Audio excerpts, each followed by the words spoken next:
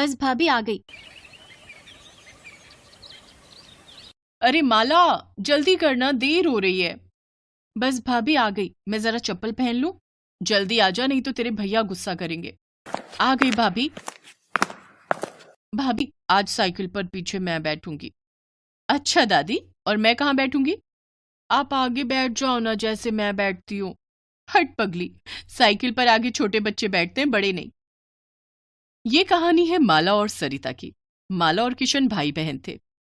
कुछ साल पहले एक हादसे में माला के माता पिता की मौत हो गई। तभी से किशन ने माला की सारी जिम्मेदारी उठा ली। माला को माँ और भाभी का प्यार मिले, इसलिए किशन ने सरिता से शादी कर ली। सरिता ने भी माला को अपनी बेटी ही मान लिया।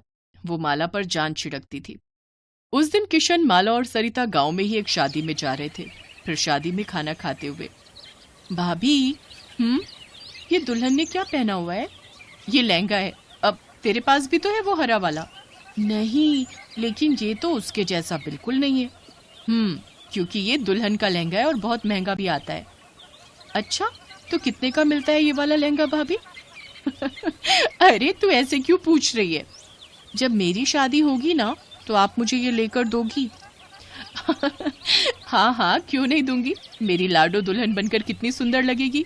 कितनी अच्छी हो भाभी आप। रुको, इसी बात पर मैं आपके लिए एक और रसगुल्ला लेकर आती हूँ। अच्छा, चंट कहीं की। माला और सरिता जिस शादी में गए थे, वो गांव के जमींदार की बेटी की शादी थी।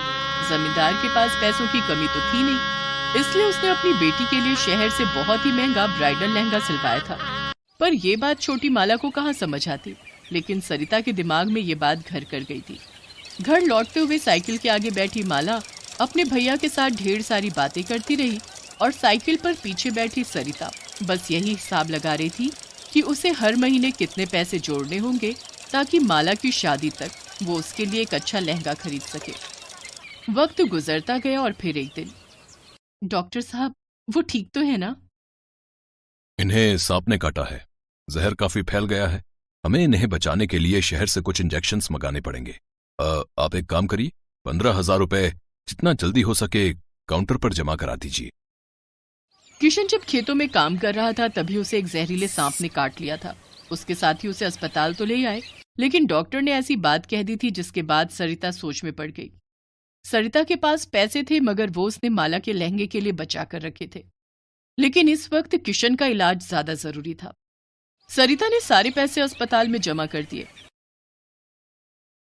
इस तरह किशन की जान तो बच गई, लेकिन वो पहले से बहुत कमजोर हो गया।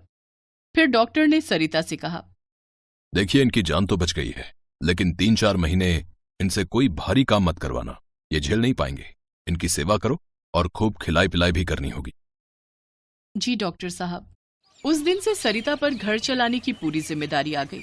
हालांकि अच्छी बात यह थी कि अब माला जवान हो गई थी, तो माला घर का काम देखती और सरिता बाहर जाकर एक फैक्ट्री में काम करने लगी।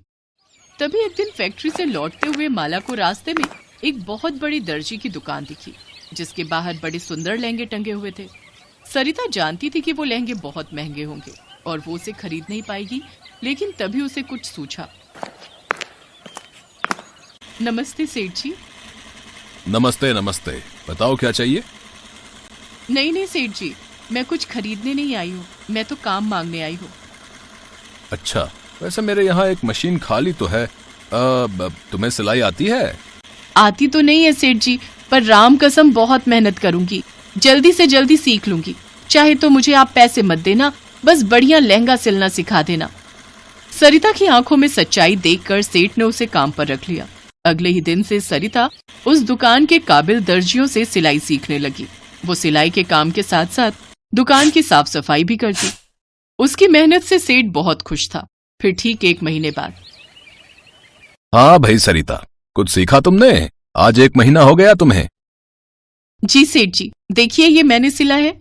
सरिता के हाथों में एक बहुत ही प्यारा लहंगा था। उस लहंगे को देखकर सेठ बहुत खुश हुआ और फिर कुछ सोचकर बोला, सरिता, ये तो बहुत बढ़िया है, मगर इसमें कढ़ाई का काम थोड़ा कम होना चाहिए था।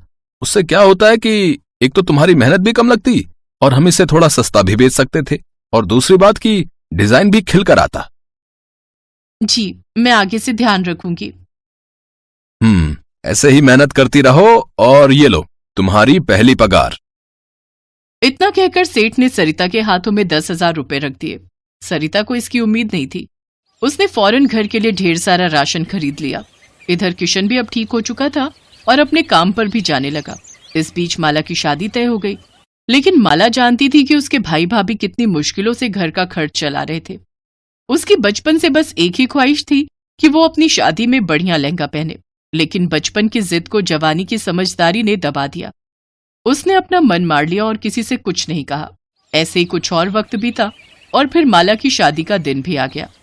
माला, माला, दरवाजा खोल जल्दी। जी भाभी। देखो भाभी, ये साड़ी मुझ पर जच रही है ना? सुंदर लग रही हूं ना? अरे पगली, इतनी बड़ी भी नहीं हुई कि अपनी भाभी से कुछ छुपा पाए।